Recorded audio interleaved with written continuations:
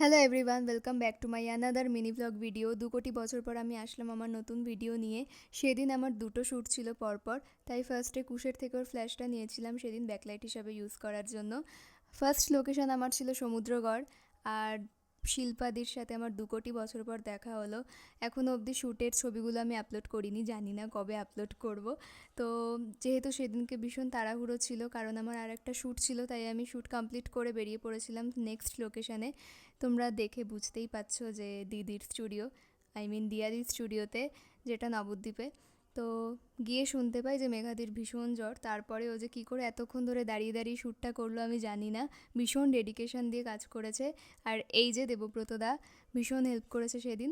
Shoot complete করার পর আমরা ভীষণ মজা করেছি সেদিন, অনেক ভিডিওসও বানিয়েছিলাম। মজার টিম থাকলে তো কাজ করতে অনেক বেশি ভালোও লাগে। তো আজকের ভিডিও এইটুকুই, আবার দেখা হবে অন্য কোনো ভিডিওতে, ততক্ষণ টাটা।